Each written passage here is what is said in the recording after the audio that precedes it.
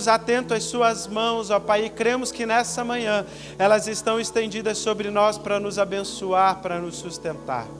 Por isso nós pedimos, cerca este lugar com os teus anjos, com espada de fogo desembainhada, anula as ações de Satanás, cancela os planos do inimigo, cancela as artimanhas de Satanás, mas Espírito Santo, enche as nossas vidas nesta manhã, enche os nossos corações nesta manhã, ó Pai.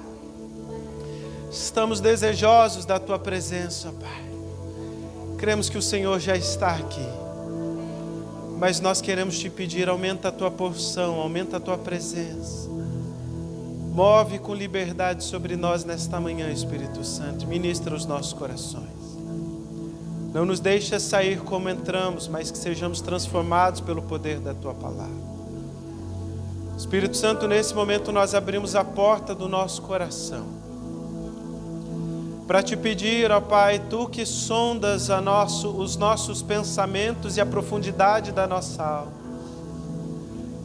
Tu que és um Espírito, ó Deus, e a Tua palavra é mais afiada do que uma espada, separando juntas e medulas. Nós queremos abrir o nosso coração e pedir, Pai, vem sondar o nosso coração. Vem sondar os nossos pensamentos, ó Deus. Mas coloque em nós os Teus pensamentos sobre nós, coloque em nós, ó Pai, a Tua graça, coloque em nós o Teu renovo. Tira de nós, ó Pai, tudo que possa atrapalhar os Teus planos. Mas começa, Deus, neste momento a semear na nossa mente, na nossa alma, no nosso coração, as sementes de vida, as sementes de paz, de esperança e de renovo que o Senhor tem preparado para cada um de nós. Te louvamos, ó Deus, e temos expectativa pelo que o Senhor fará. Temos expectativa pela Tua palavra, por isso fala conosco, ó Pai. Nós voltamos os nossos ouvidos para o Senhor agora. Silenciamos os nossos pensamentos e o nosso coração, porque precisamos ouvir a Tua palavra, porque a Tua palavra ela é vida sobre nós, ó Pai. Por isso nós Te louvamos e agradecemos em nome de Jesus. Amém e amém. Abra comigo a sua Bíblia no Evangelho de Lucas.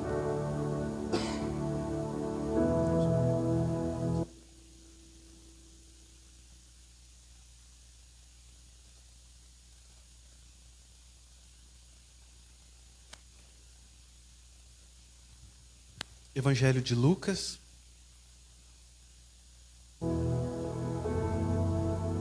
Capítulo 15. Você encontrou, amém?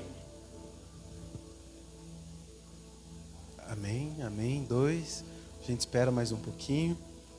Evangelho de Lucas, capítulo 15, a partir do versículo 11. Você conhece essa palavra que diz assim: Jesus continuou. Certo homem tinha 2 filhos. O mais moço deles disse ao pai: Pai, quero que o Senhor me dê a parte dos bens que me cabe. E o pai repartiu os bens entre eles. Passados não muitos dias, o filho mais moço, ajuntando tudo que era seu, partiu para uma terra distante e lá desperdiçou todos os seus bens, vivendo de forma desenfreada. Fala assim comigo: vivendo de forma desenfreada. Depois de ter consumido tudo, sobreveio àquele país uma grande fome, e ele começou a passar necessidade. Então foi pedir trabalho a um dos cidadãos daquela terra, e este o mandou para os seus campos, a fim de cuidar dos porcos. Ali ele desejava alimentar-se das alfarrobas que os porcos comiam. Repetindo essa parte, versículo 16. Ali ele desejava alimentar-se das alfarrobas que os porcos comiam, mas ninguém lhe dava nada. Então, caindo em si, disse: quantos trabalhadores de meu pai têm pão com fartura, e eu aqui estou morrendo de fome? Vou me arrumar, voltar para o meu pai e lhe dizer: Pai, pequei contra Deus e diante do Senhor. Já não sou digno de ser chamado de seu filho. Trate-me como um dos seus trabalhadores. E arrumando-se, foi para o seu pai. Vinha ele ainda longe, quando seu pai o avistou, e compadecido dele, correndo, o abraçou e beijou. E o filho lhe disse: Pai, Pequei contra Deus e diante do Senhor, já não sou digno de ser chamado de seu filho. O pai, porém, disse aos servos: tragam depressa a melhor roupa e vistam nele. Ponham um anel no dedo dele e sandálias nos pés. Tragam e matem o bezerro gordo. Vamos comer e festejar, porque este meu filho estava morto e reviveu, estava perdido e foi achado. E começaram a festejar. Palavra do Senhor para mim e para você nessa manhã, amém?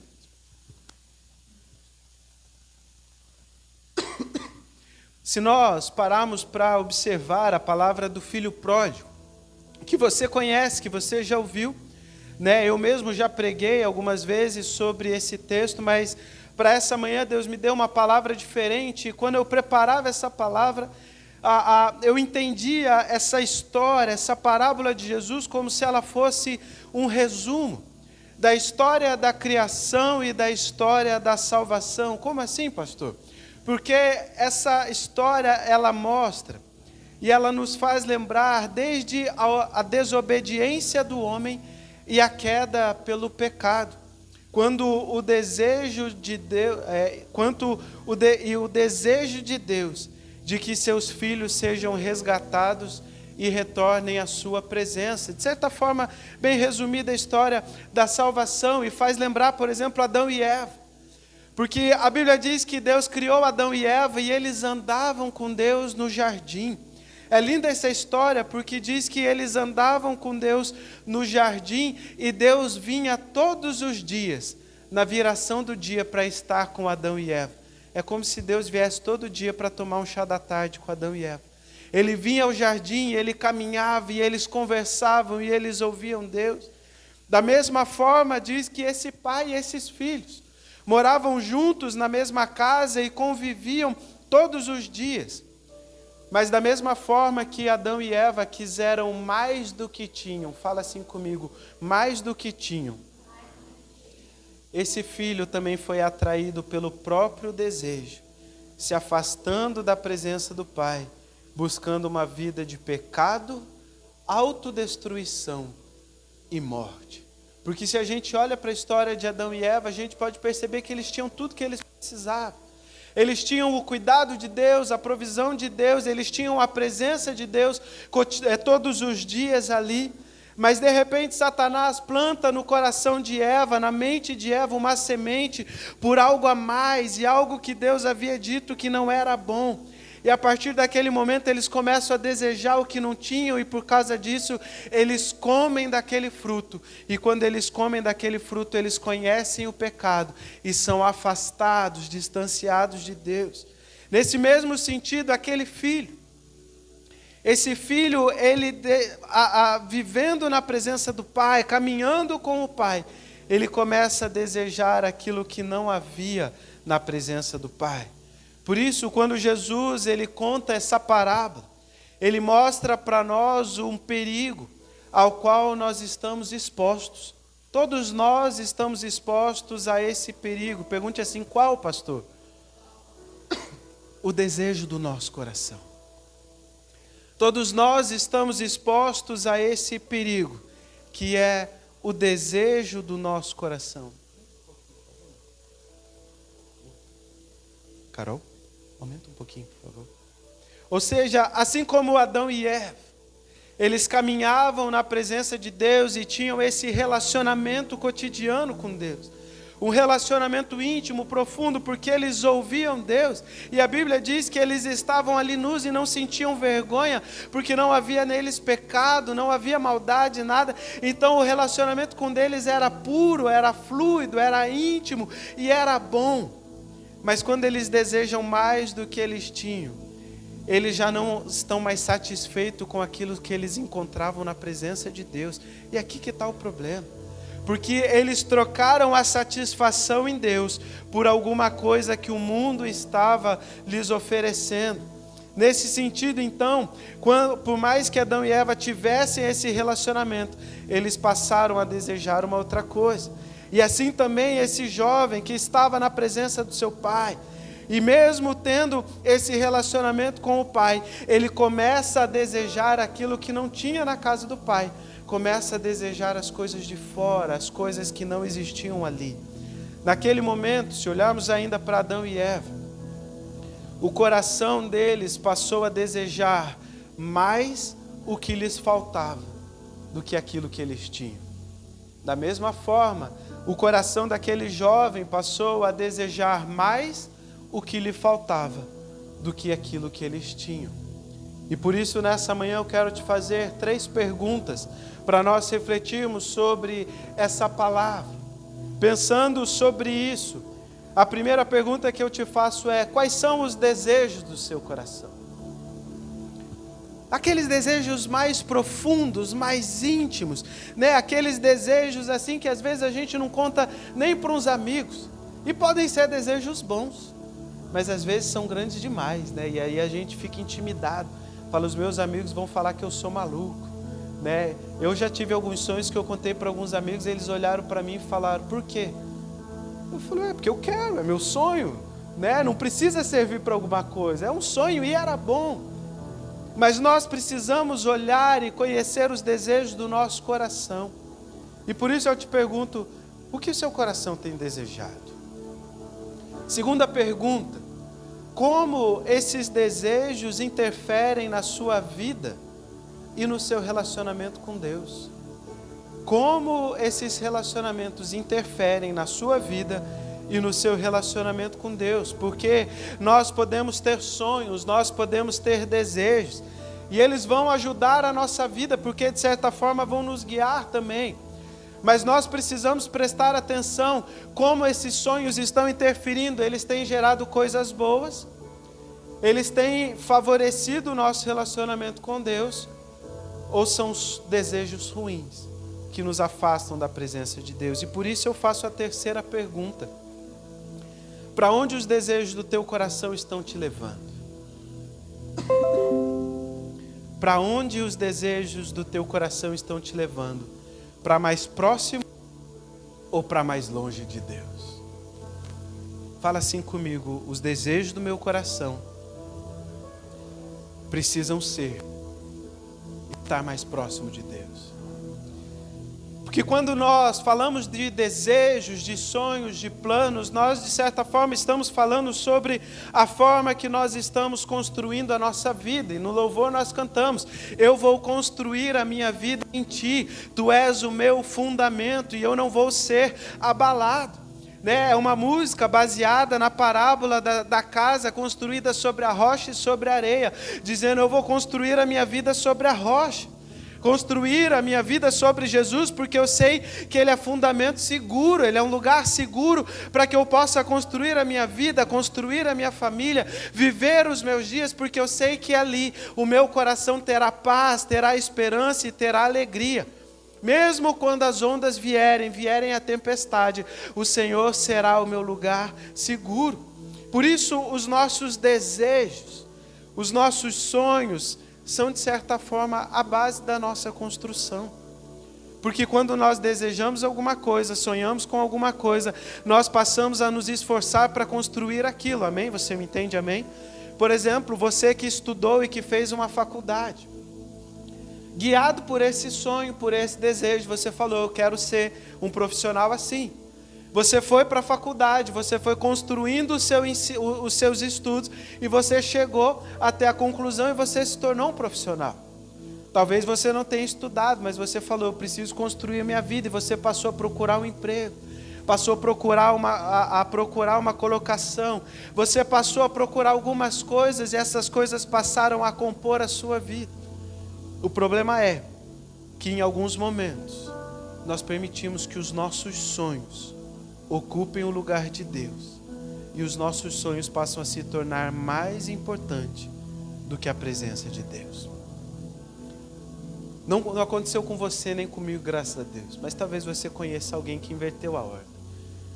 Eu me lembro quando eu era ainda jovem, eu tinha 18 anos, e eu fui falar com os meus pais: eu quero ser pastor. Ainda sou jovem, né? Mas eu era mais jovem ainda, né, Sueli? Ainda mais jovem. E eu falei com eles, conversando com eles sobre isso. E eles foram me orientando, né? Porque meu pai é pastor, então ele sabe, dos desafios, sabe como é viver essa vida, ainda mais na igreja metodista itinerante, né, com tudo isso. E ele conversou comigo e eles falaram, não para me desanimar, mas o que os meus pais estavam fazendo naquele momento era me deixando consciente de que se eu quisesse viver essa vida, eu teria de viver uma vida de renúncia. E naquele momento eu falava, eu sinto que Deus está me chamando para esse ministério, eu sinto que Deus está me chamando para isso, eu sinto que é o que Deus tem para mim, por isso eu quero construir a minha vida baseado nesse chamado que Deus me deu. E a partir desse momento eu precisei fazer escolhas, fazer decisões. Eu precisei tomar decisões que eram coerentes com este sonho, mas mesmo tentando construir este sonho, a prioridade da minha vida era viver uma vida segundo a vontade e o projeto de Deus. E eu falava, se eu quero viver o chamado de Deus para a minha vida, eu vou ter que renunciar a algumas coisas que o mundo está me oferecendo. Você me entende, amém? Por isso, o cuidado com o desejo do coração e com os nossos sonhos. É porque se nós não prestarmos atenção, talvez nós vamos gastar os nossos dias passando mais tempo construindo os nossos sonhos, os nossos desejos, do que construindo um relacionamento com Deus, do que passando tempo na presença dEle. Nesse sentido, nós precisamos olhar as nossas vidas e perceber o que é que tem ocupado o centro do nosso coração, o centro dos nossos pensamentos. Né? O que é que nós pensamos todos os dias? Até problema. Né? Quem tem problema para resolver? Eu tenho vários aqui, se tiver disponível, eu até dou alguns assim. Eu falo, pode resolver esse aqui para mim. E nós precisamos cuidar, porque até mesmo os nossos problemas, eles podem nos roubar da presença de Deus, tirando a nossa paz, a nossa fé e a nossa confiança, fazendo com que ao invés de buscar em Deus a solução, nós busquemos no mundo a solução. Por isso, nessa parábola do filho pródigo, eu quero ministrar sobre isso. E em relação ao filho pródigo, eu quero ministrar 2 pontos. E o primeiro dele é que nós podemos perceber, através da história deste jovem, que o que ele queria era aquilo que ele não encontrava na presença do Pai. Fala assim comigo, que aquele jovem queria era o que ele não encontrava na presença do Pai. Só que, se nós entendemos isso, precisamos olhar por um outro lado, porque nós precisamos ver o que a história mostra que havia ali, que o pai oferecia para aquele filho. Porque a Bíblia mostra que esse homem era um pai bom. Biblicamente, historicamente, na verdade, aquele pai, quando o filho pediu a sua parte na herança, aquele pai tinha o direito de matar aquele filho. Era o direito grego antigo, porque ele dizia, o meu filho está dizendo que eu sou morto, e como ele foi gerado por mim, isso é desonra. Aquele pai poderia mandar apedrejar o filho por desonra. Mas aquele pai era bom, aquele pai era amoroso, aquele pai era justo, e aquele pai dava liberdade, por isso aquele pai permite. E nós podemos encontrar que haviam algumas coisas naquela casa. Primeiro é que havia amor, fala assim comigo, amor. Ele era um pai amoroso, amava os seus filhos mesmo diante dessa desonra e dessa afronta. Ele amava os seus filhos. Naquela casa havia então amor e havia provisão de todo tipo. Porque aquele pai era um pai provedor, era um pai que cuidava, que ofereceu para os seus filhos todas as coisas. Nós vemos ao continuar da parábola que o pai diz para o seu filho, tudo que eu tenho é seu. Tudo que tem nessa casa é seu, fica à vontade para desfrutar de tudo isso. E mostra que aquele filho, quando ele decide ir embora daquela casa, não era porque ele estava sofrendo, não era porque ele estava sendo maltratado, porque o pai provia tudo que era bom, tudo que era necessário. Naquela casa, aquele filho vivia com dignidade e honra. Ele ocupava o lugar de filho. E todos os servos daquela casa trabalhavam reconhecendo a autoridade de filho que estava sobre ele. Serviam aquele jovem, cuidavam dele, faziam todas as coisas boas para ele. Por isso, em resumo, eu quero destacar apenas isso, dizendo que na presença do Pai, naquela casa, naquele lugar, havia amor, havia provisão, havia dignidade, havia honra. Ali ele era reconhecido como filho e desfrutava tanto do amor do pai quanto do favor do pai, porque a história mostra que aquele pai era bom. Portanto, ir embora não era uma fuga de alguém ruim, não era fugir de alguém que lhe causava mal, um ato de libertação de uma vida ruim. Pelo contrário, ao pedir a sua parte na herança e decidir deixar a casa do pai para ir embora, o filho revela que seu interesse era buscar satisfazer os desejos do próprio coração com coisas que não haviam na casa do pai. Agora, preste atenção nisso. Se aquilo que o pai provia era bom, se aquilo que o pai provia eram coisas boas, o que será que o coração daquele jovem estava buscando? E aí a própria história responde, porque diz que aquele jovem, depois de sair, ele partiu para uma terra distante e lá ele desperdiçou todos os seus bens, vivendo de forma desenfreada, buscando prazer de toda forma. O próprio irmão diz, ele gastou tudo com meretrizes, buscando prazer, a própria satisfação. Ele buscou satisfazer os desejos do próprio coração. Só que eram desejos ruins. E para satisfazer esses desejos, ele precisava ir para longe da presença do Pai. Perceba que a presença do Pai é o lugar onde Deus nos dá coisas boas, amém? Mas aquilo que o mundo quer nos oferecer, nós só podemos desfrutar se nós abandonarmos a presença do Pai. Nesse sentido, então, também precisamos entender, como diz o profeta Jeremias.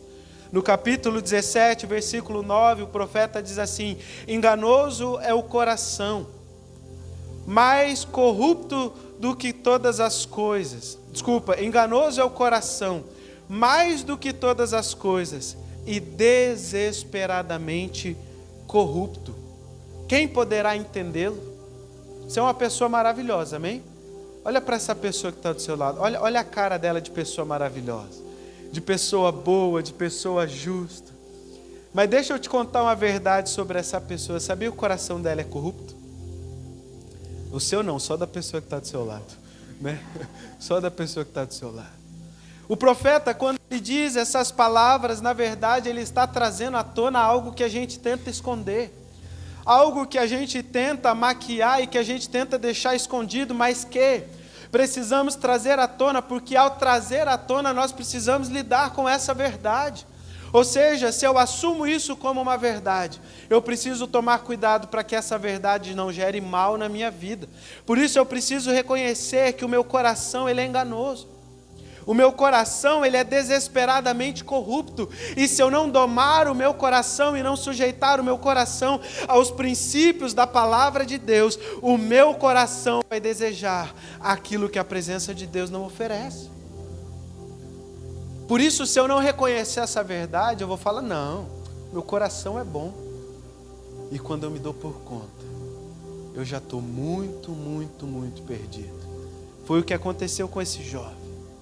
Ele, ouvindo o seu próprio coração e os seus próprios desejos, ele perguntava, mas é meu direito? E o pai, na sua liberdade, no seu amor, permite, mas a Bíblia diz que quando esse jovem, ele caiu por si, ele estava disputando comida de porco. A Bíblia é clara, diz que esse jovem estava cuidando de porco e desejando comer daquilo que sobrava do porco. Imagina esse jovem empurrando o porco para o lado, falar, deixa um pouco para mim, porque eu estou com fome. Porque quantas pessoas não estão vivendo exatamente essa vida, buscando se alimentar daquilo que Satanás está lhes oferecendo, que aparentemente é bom, mas quando caem por si percebem onde eu estou. Talvez você possa dizer, falar, é verdade, porque eu sei de onde Deus me tirou e eu sei onde Deus me colocou. Mas ao assumir que o nosso coração ele é desesperadamente corrupto, eu preciso clamar todos os dias, Deus, eu quero sujeitar o meu coração à tua vontade. Não permita que o meu coração me engane desejando aquilo que o mundo quer me dar, mas me ajude para que o meu coração deseje todos os dias a tua presença e aquilo que o Senhor tem dado para mim. Por isso o profeta ele nos alerta sobre isso e traz uma verdade. É uma verdade dura, mas que quando eu reconheço essa verdade, eu ando mais cuidadoso, não é verdade? O pastor Robson ama chocolate. E eu sei que eu preciso tomar cuidado com chocolate. Né, Gerson? Porque se tiver chocolate, o que vai acontecer? Eu vou comer. Então, de vez em quando é melhor não comprar, né? De vez em quando eu vou no mercado e falo, não, hoje eu vou resistir. Aí chega a noite, aí eu falo, nossa, que vontade de comer um doce. Aí a gente fica com raiva da gente mesmo por não ter comprado. E por outro lado a gente fala, mas parabéns por não ter comprado. Porque o nosso coração, ele é corrupto. Ele começa a desejar e por causa do nosso coração nós vamos sujeitando as nossas vidas. O profeta então ele nos alerta porque o nosso coração ele se inclina para aquilo que ele deseja. E nem sempre o desejo do coração é bom.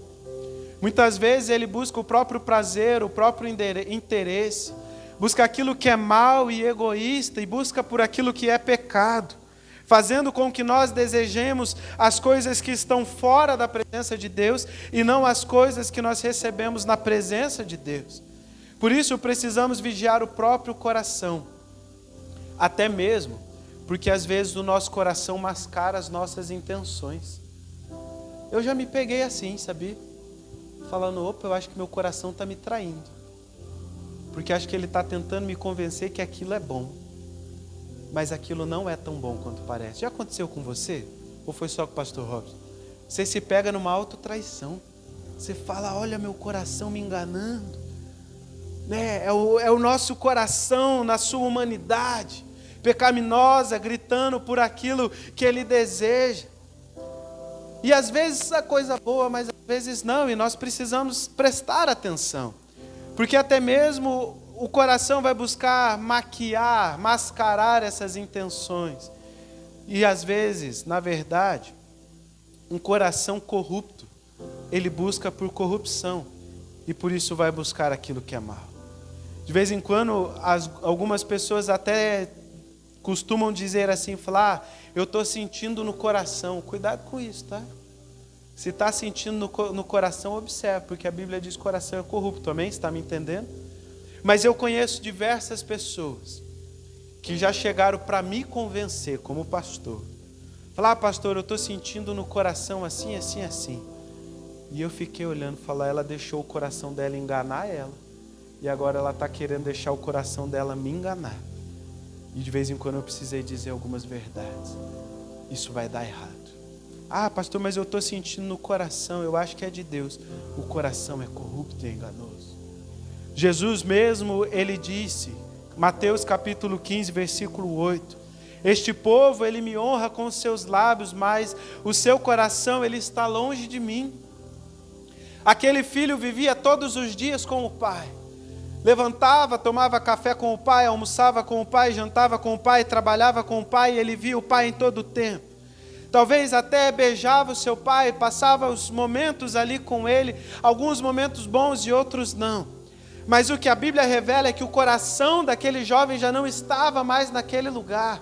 O coração daquele jovem já estava distante, desejando outras coisas, outras pessoas, outros prazeres, outras satisfações.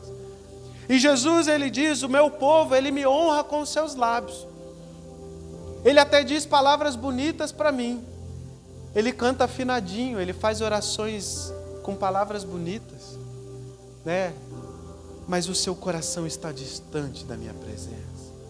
Algumas pessoas já me perguntaram, pastor, como é que eu oro? Me ensina a orar. Eu falo, orar é uma conversa. Então fala com Jesus da mesma forma que você fala com seus amigos. É bom que se você tratar seus amigos mal, você vai aprender a tratar eles bem. Né? Se você trata alguém mal, quando você está conversando, conversa com Jesus que você vai aprender a tratar as pessoas bem. Seu marido, sua mulher, seu pai, sua mãe, seu filho, sua filha. Mas é aquela conversa. Não adianta chegar para Jesus numa oração e usar as melhores palavras bonitas, mudar o tom de voz.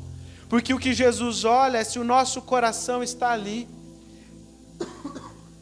E eu me lembro de uma oração que eu fiz, quando eu ainda estava internado num quarto de hospital. O pior dia daquela internação. 54 dias foi o pior.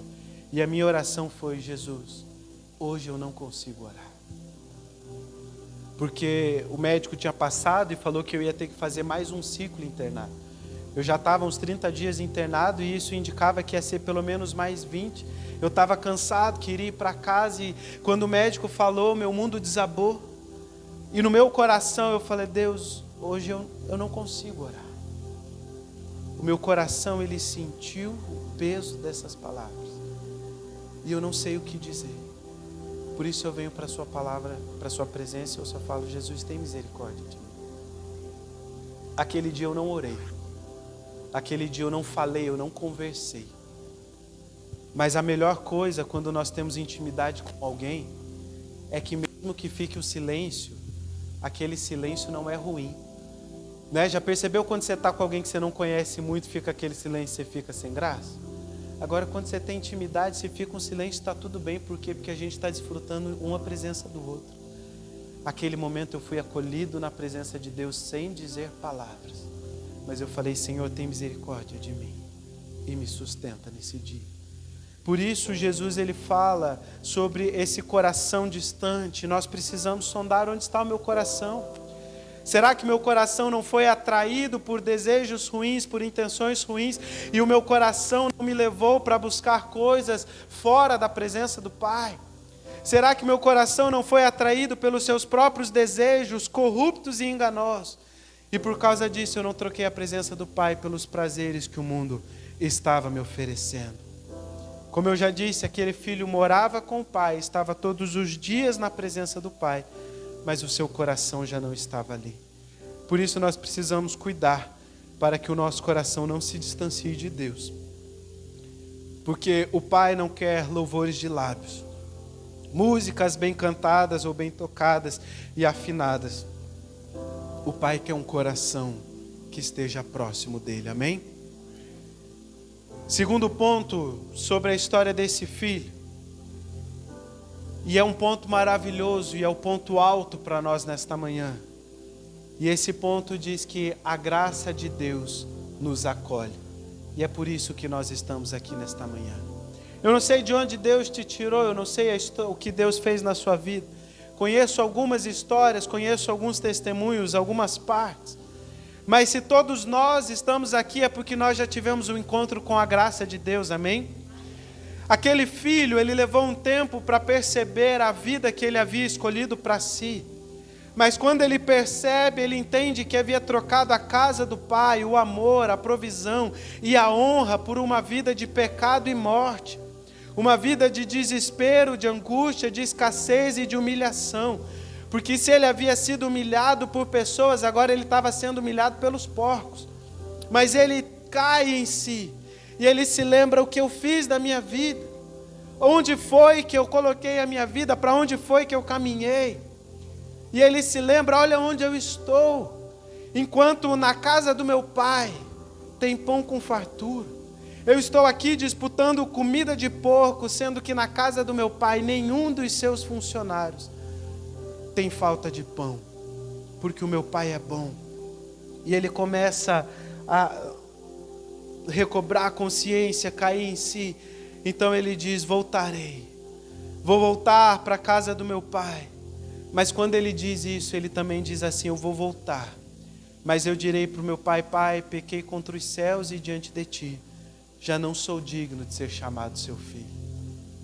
Eu não sei que pecado você cometeu, eu sei os pecados que eu cometi. Não sei os erros que você cometeu, os caminhos que você escolheu. Eu sei os erros que eu cometi, os caminhos que eu escolhi e para onde eles me levaram. Mas quando nós estamos nesse caminho, talvez você já consiga se lembrar desse sentimento de vergonha, esse sentimento de desonra, esse sentimento de angústia. Quando nós reconhecemos, fala: pai, que vergonha aquilo que eu fiz. Já não sou digno de ser chamado seu filho, porque eu não desejei a sua presença, mas desejei o que o mundo podia me dar. Por isso ele volta para a casa do pai, e quando ele chega na casa do pai, ele diz: pai, me receba como um dos seus trabalhadores, pois é melhor ser um trabalhador aqui servindo ao Senhor do que onde eu estava. E ele diz: eu assumo isso, eu reconheço o meu erro. Não precisa me colocar no lugar de filho, apenas deixa que eu trabalhe aqui. Eu sei que aquilo que eu te fiz eu causei desonra, eu causei vergonha para o Senhor. Eu sei que eu disse que para o Senhor era como se o Senhor já não existisse para mim. Mas aquele filho volta arrependido e fala: pai, mas deixa que eu seja como um trabalhador, apenas vivendo aqui para ter um pouco de pão.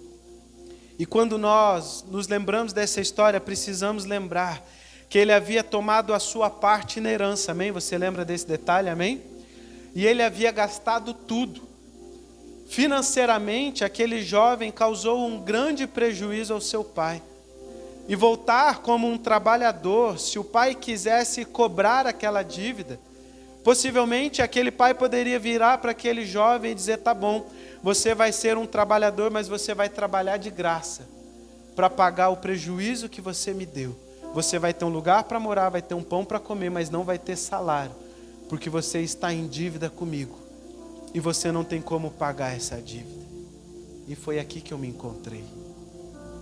Porque eu falei: pai, como eu poderia pagar essa dívida causada pelo meu pecado?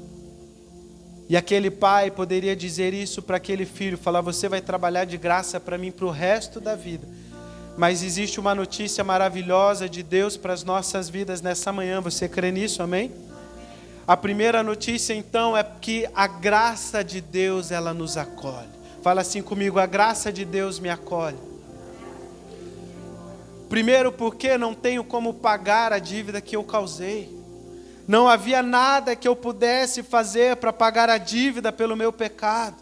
Segundo, que o que move Deus na minha direção, o que move Deus na sua direção é o amor e não a vingança.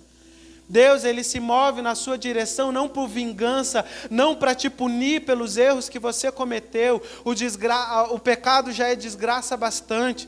Mas quando Deus se move na minha direção e quando Deus se move na sua direção, o que move Deus é o amor. Por isso, quando Deus vem na minha direção, Ele não vem como um Deus que vem para se vingar e me punir, mas Ele vem como um Deus que me ama. É lindo ouvir essa história que diz que o pai todos os dias, ainda olhando para o horizonte, vê o filho ainda longe. Ele não fica parado esperando, não. O pai, ele sai correndo na direção do filho. Deus, ele se move correndo na sua direção quando você clama por Ele, amém?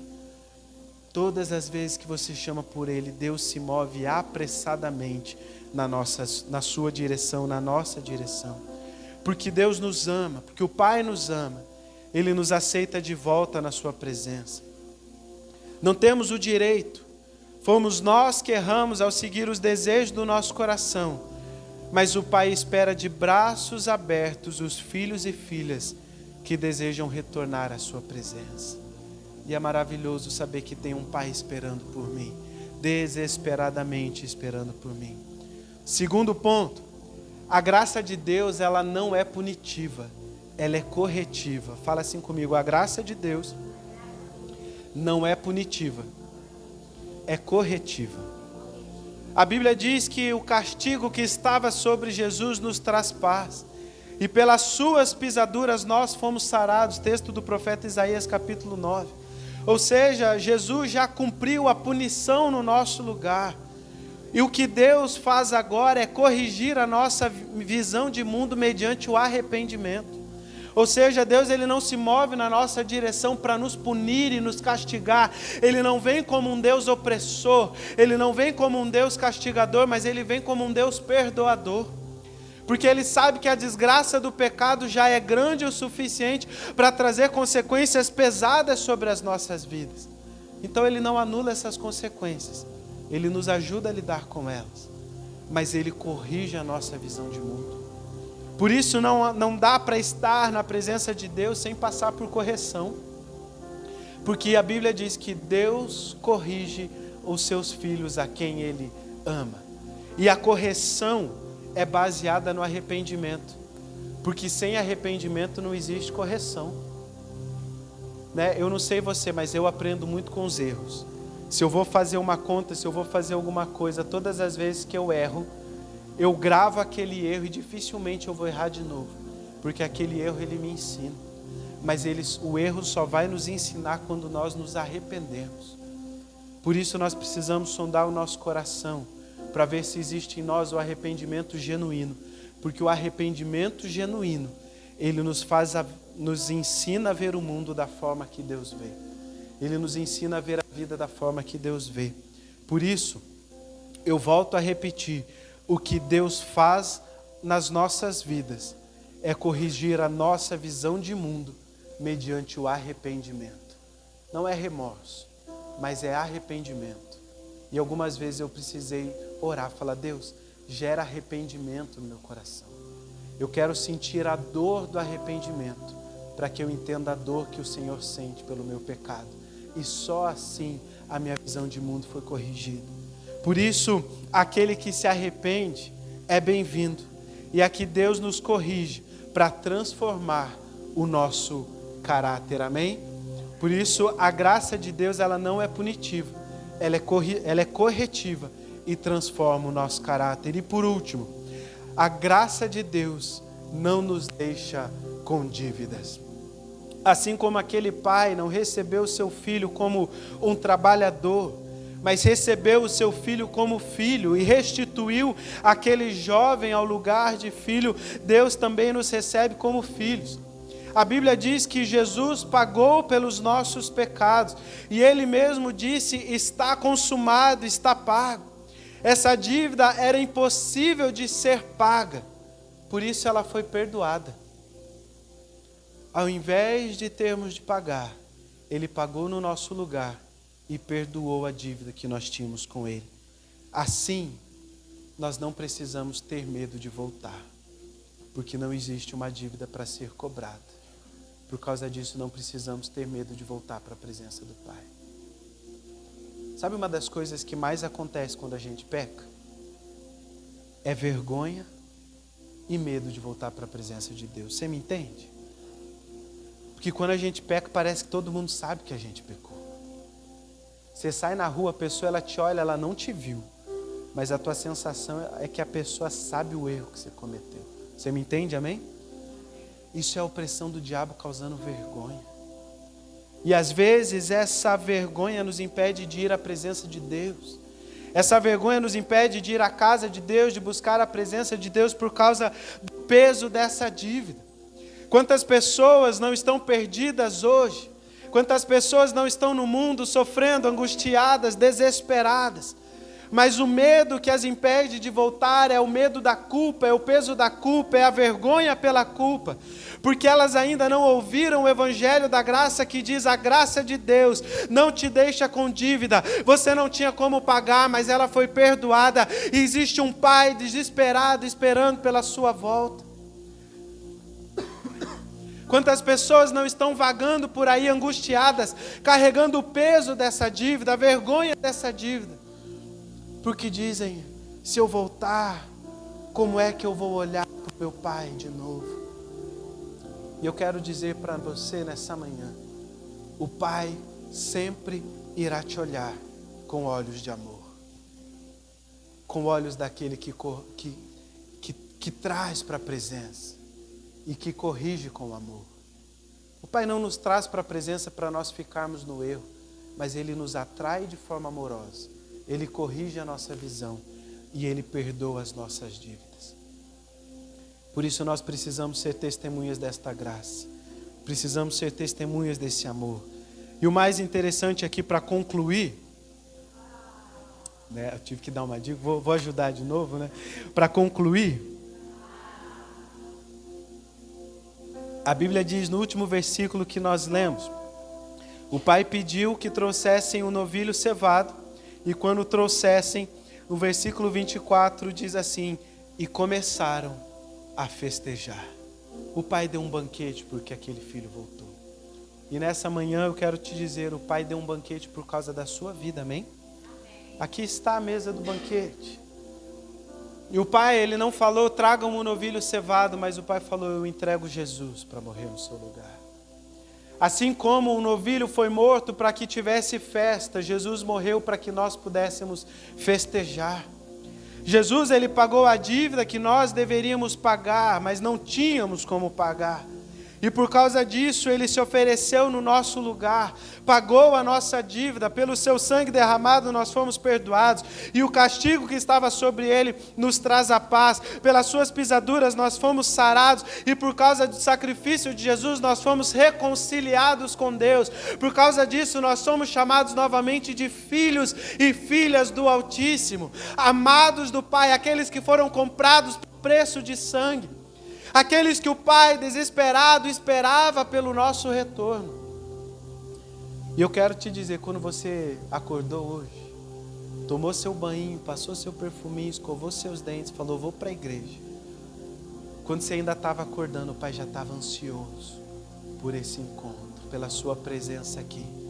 Porque o Pai, Ele tinha essa palavra para dizer para mim e para você, a minha graça te acolhe. E a minha graça sempre te recebe como filho e como filho.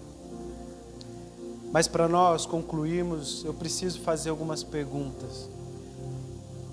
Para onde seu coração está te levando? Para onde o seu coração te atrai? Para onde o seu coração te leva? Para mais perto ou para mais longe da presença de Deus?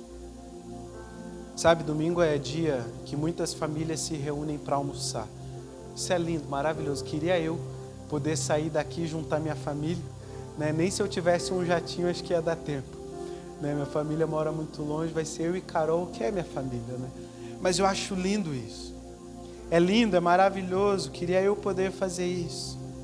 Mas eu quero te dizer, dessa mesma forma, hoje o Pai preparou um banquete para nós. E o Pai, Ele tinha expectativa pela chegada dos filhos para esse banquete. O Pai, Ele tinha expectativa dos seus filhos serem guiados pelo seu coração para esse encontro. A mesa está posta, é o Pai que está esperando pela presença dos filhos que vieram para estar na sua presença. É o próprio Pai que nos faz o convite, é Ele que tem grande expectativa por esse encontro. Mas para sentarmos nessa mesa, o nosso coração precisa estar aqui. Não dá para sentar na mesa do Pai, tendo o coração em outro lugar. O nosso coração precisa estar aqui, próximo de Deus, desejando a sua presença, desejando esse encontro. E assim eu te pergunto nessa manhã, onde está o seu coração? Quero convidar você a se colocar em pé no seu lugar.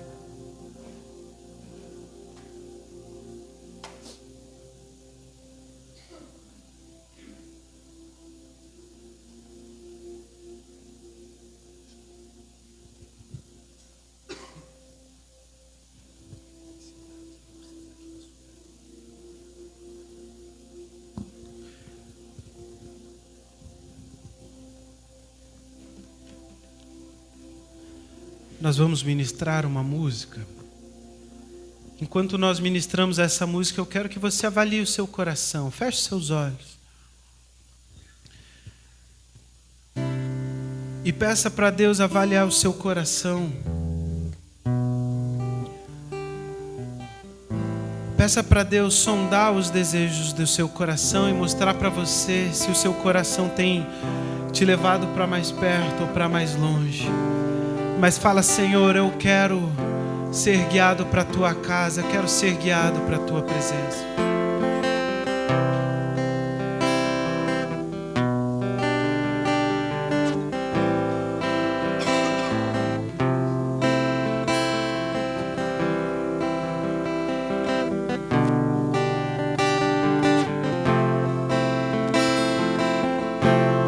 Como pode me amar, Deus, conhecendo o meu pecado, sabendo o que eu faço de errado, como pode me amar assim? Como pode me amar, Deus, sabendo que eu sou falho, que o meu coração já não bate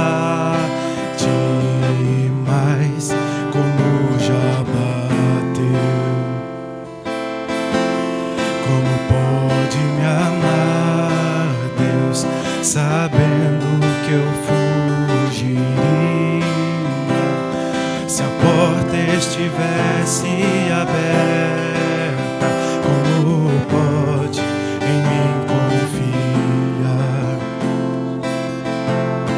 e ainda me pega quando estou caindo e me abraça, quando estou chorando e segura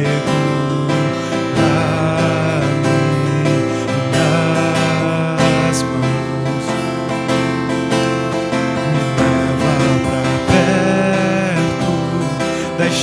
chamas de amor que ardem em teu coração e não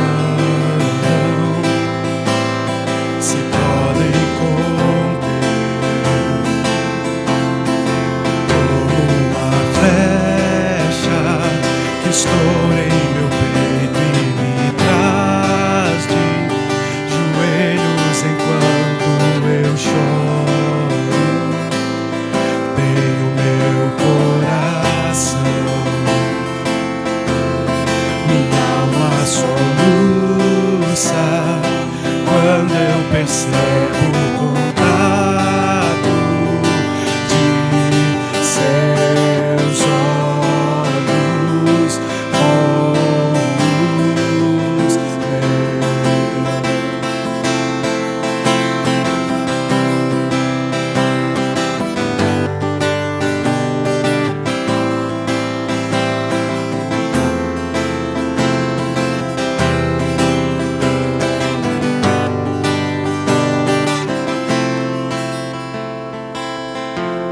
Como pode me amar, Deus, sabendo o que eu diria, sabendo que eu me frustraria? Como pode me amar assim?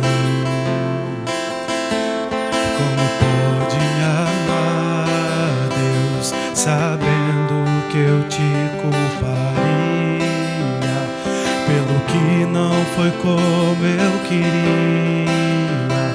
Como pode me amar assim? Como pode me amar, Deus, sabendo que eu me fecharia? Deus quisesse entrar, como pode em mim confiar? E ainda me pega quando estou caído e me abraça, quando estou chorando e seguras minhas mãos. Me leva pra perto das chamas de amor que ardem em teu coração e não se podem conter. Como uma flecha que estoura em meu peito e me traz de joelhos enquanto eu choro. Tenho meu coração, minha alma soluça quando eu percebo o contato de seus olhos com os meus. Me leva pra casa, eu quero voltar, pois longe de ti não é o meu lugar. Eu corro depressa pra te encontrar, de braços abertos, como alguém que esqueceu. Me leva pra casa, eu quero voltar, pois longe de ti não é o meu lugar. Eu corro depressa pra te encontrar, de braços abertos em meu lugar. Pai, nessa manhã nós queremos correr depressa para a tua presença, Pai. Queremos correr depressa para te encontrar, ó Pai, reconhecendo o erro que nós cometemos quando fomos atraídos pelo nosso coração. Mas nessa manhã nós queremos dizer, ó Deus, obrigado pelo seu amor. Como pôde nos amar, ó Deus, sabendo o erro que nós cometemos, sabendo o erro que nós cometeríamos, ó Deus. Mas ainda assim o Senhor escolheu nos amar, o Senhor escolheu nos receber de volta para casa.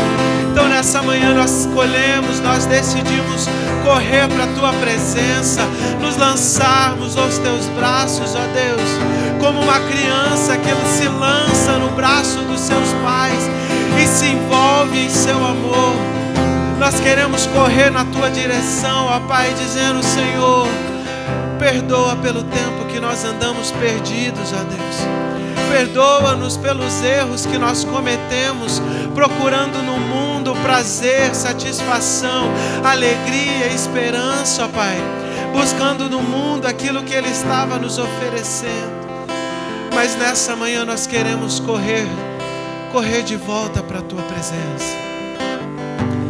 Queremos, ó Deus, correr de volta para casa, para os teus braços, te agradecendo pela tua graça que nos acolhe, pela tua graça que nos recebe, pelo teu favor que é colocado sobre as nossas vidas, ó Pai. Nós pedimos, Senhor, perdoa-nos pelos erros que nós cometemos, perdoa os nossos pecados, ó Pai.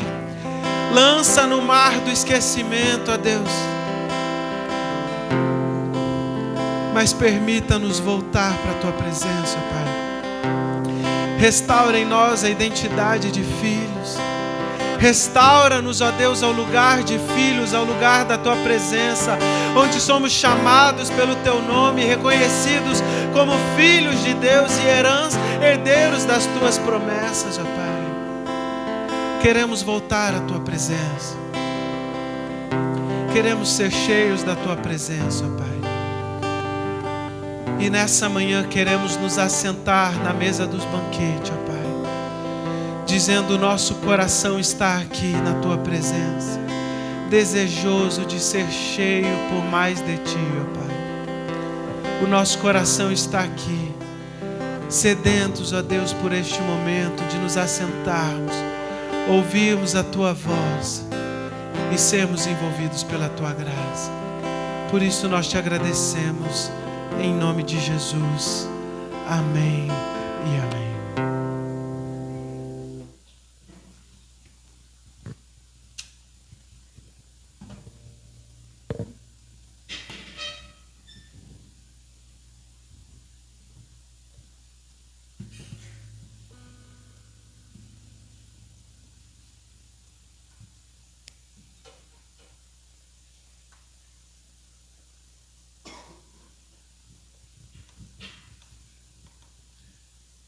Eu já disse e volto a repetir, o Pai preparou uma mesa do banquete para te receber nessa manhã.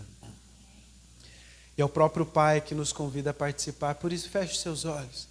Vamos consagrar os dons de pão e suco ao nosso Deus. Pai, nós te agradecemos, porque foi o Senhor quem serviu a mesa do banquete. O Senhor enviou Jesus Cristo para morrer no nosso lugar. E Jesus Cristo, assumindo a forma de servo, Ele assumiu a sua condição, assumiu o seu lugar, se oferecendo até a morte, e morte de cruz.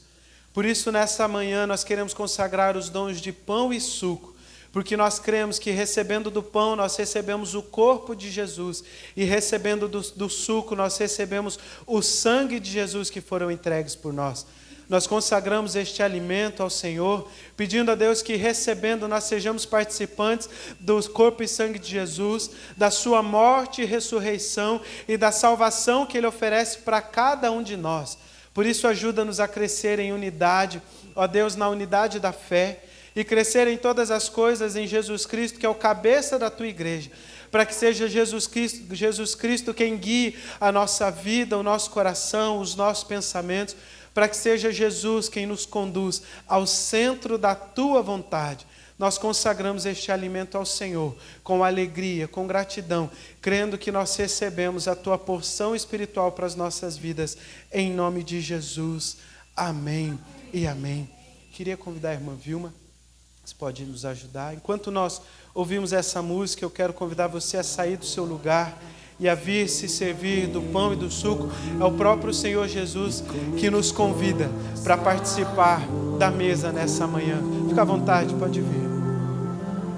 Ele me deu um destino, uma capa e um pouco de vinho. Ele me deu são, cajado e pão. Pôs um anel em meu dedo e me tirou o medo. Novas sandálias pra suportar o ide. Pôs um anel em meu dedo e me tirou o medo. Novas sandálias e disse: vai.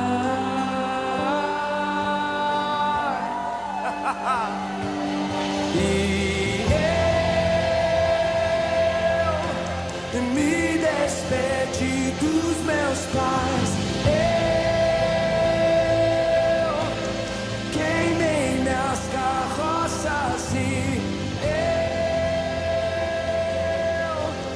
afundei meus. O apóstolo Paulo diz, 1 Coríntios capítulo 11, aquilo que eu recebi do Senhor é aquilo que eu também vos entreguei.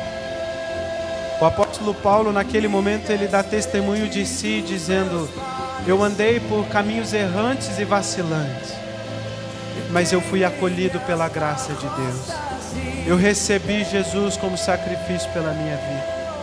E ele diz: aquilo que eu recebi do Senhor, eu compartilho com vocês como um testemunho, dizendo que o próprio Senhor Jesus, na noite em que haveria de ser traído, ele tomou o pão e disse: esse é o meu corpo que eu entrego por vocês. O corpo que foi partido na cruz do Calvário, mas que foi entregue pela minha vida e que foi entregue pela sua vida. Por isso, nessa manhã, é o próprio Senhor Jesus que te convida a comer desse pão, participando do sacrifício que Ele fez por mim e por você, para que nós fôssemos aceitos novamente como filhos de Deus. Coma com alegria e gratidão, em nome de Jesus. Novas sandálias pra suportar o ide. Pôs um anel em meu dedo e me tirou o medo. Novas sandálias e disse: vai. Quem vai? Quem vai?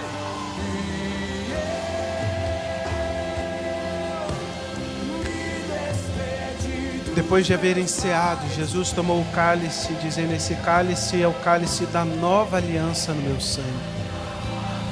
É Jesus nos acolhendo e dizendo para nós: vocês vão ser lavados dessa lama dos porcos, mas não apenas com água, porque nós fomos lavados e remidos no sangue de Jesus, que foi derramado pelas nossas vidas. Por isso não estamos aliançados baseado numa aliança de sangue de animais, nem por feitos de mão humana, mas estamos aliançados pelo sangue de Jesus, o sangue que foi derramado pela minha vida, o sangue que foi derramado pela sua vida. Por isso beba desse cálice com alegria, crendo que é o sangue de Jesus derramado por nós, em nome de Jesus.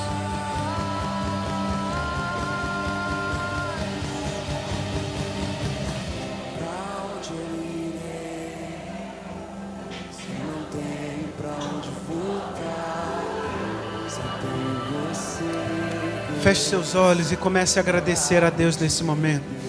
Aumente o volume da sua voz, mas deixe que o seu coração comece a dizer para Ele palavras de amor e de gratidão, palavras de adoração. Permita que o seu coração comece a fluir nessa adoração, agradecendo a Ele. Permita que o seu coração nessa manhã o deseje e diga isso para Ele. Agradeça a Ele porque Ele te aceitou, porque Ele te amou, porque Ele te trouxe de volta para casa. Agradeça ao Pai porque Ele é um Pai amoroso, um Pai bom que te acolhe. Ele trocou as suas vestes, colocou uma sandália nos seus pés, um anel nos seus dedos, e Ele te restaurou ao lugar de filho, dizendo: esse é o meu filho e a minha filha amada. Eles estavam mortos, mas agora eles estão vivos em Cristo Jesus. Eles foram vivificados junto com Cristo Jesus. Por isso nós te louvamos, ó Pai. Nós te adoramos e engrandecemos o teu nome, porque a morte não pode nos tocar, a morte não pode nos destruir, porque nós fomos aceitos, fomos acolhidos, fomos restaurados, papai. Por isso nós te louvamos nessa manhã. Obrigado pelo teu amor, obrigado pela tua graça, obrigado pela tua graça que nos acolhe, a tua graça que nos corrige e nos transforma, mas é a tua graça que gera a tua imagem e semelhança em nós, ó Pai. Obrigado por essa graça que pagou as nossas dívidas, que perdoou os nossos pecados, e por causa dessa graça nós podemos chegar à tua presença, ó Pai. Oh Espírito de Deus, obrigado, porque quando nós andamos desgarrados como ovelhas, o Senhor enviou Jesus para que viesse nos resgatar. Obrigado, Senhor Jesus, porque como irmão mais velho, você não ficou na casa apenas esperando e desejando a sua parte. Mas obrigado, Jesus, porque você veio ao meu encontro. Obrigado, Jesus, porque você foi ao encontro dos meus irmãos e das minhas irmãs aqui. O Senhor nos resgatou do império das trevas e nos trouxe de volta para casa. Nós te louvamos, Senhor Jesus, pelo teu amor pelas nossas vidas. Obrigado por esse banquete que o Senhor nos serve nesta manhã. O banquete da tua presença, da tua palavra, do corpo e do sangue de Jesus entregue no nosso lugar. Obrigado porque o Senhor não desistiu de nós, ó Pai, mas é o Senhor que nos sustenta dia após dia. Mas nessa manhã, Pai, nós sujeitamos o nosso coração ao Senhor. Reconhecemos que o nosso coração é corrupto. E se nós não cuidarmos, ó Deus, Ele irá desejar outras coisas e não a Tua presença. Mas nessa manhã nós queremos Te pedir, ó Pai, nós Te damos o nosso coração e Te pedimos, ó Deus, gera em nós fome e sede pela Tua presença, para que o nosso coração Te deseje cada vez mais, ó Pai. Queremos amar a Tua presença, desejar a Tua presença, viver na Tua presença, sermos cheios dessa presença, para podermos compartilhar da Tua presença por onde quer que nós formos. Obrigado, ó Pai, pela Tua graça, obrigado, Pai, pela Tua bondade, obrigado, Pai, pelo Teu favor. Leva, Pai, os Teus filhos e filhas em segurança aos seus lares por onde quer que estejam. Restaura, Pai, aqueles que estão enfermos. Restaura, Pai, a dona Suzana. Toca poderosamente na vida dela. Fortalece a tua filha. Cura a tua filha plenamente, ó Deus. Cuida dos teus filhos e filhas, ó Pai, que estão passando por lutas e por desafios, mas que todos nós possamos encontrar no Senhor vitória, provisão, resposta, direção e o teu cuidado, na certeza de que o Senhor está conosco. Maior é o que está em nós do que o que está no mundo. Por isso nós somos mais do que vencedores, ó Pai. Abençoa a nossa semana, os nossos compromissos, os nossos afazeres. Dá provisão, abre as portas da bênção, fecha a porta do engano, mas guia cada um de nós para que nós possamos viver no centro da Tua vontade. Obrigado por tudo que o Senhor nos tem proporcionado. Rendemos o nosso coração na Tua presença, em nome de Jesus. Amém e amém. Que a graça do Senhor Jesus, o amor de Deus nosso Pai, a comunhão, a consolação, o poder do Espírito Santo de Deus seja derramado sobre a sua vida, sobre a sua família, sobre o povo de Deus espalhado sobre a face da terra, hoje e para todo sempre. Amém e amém. Deus te abençoe em nome de Jesus.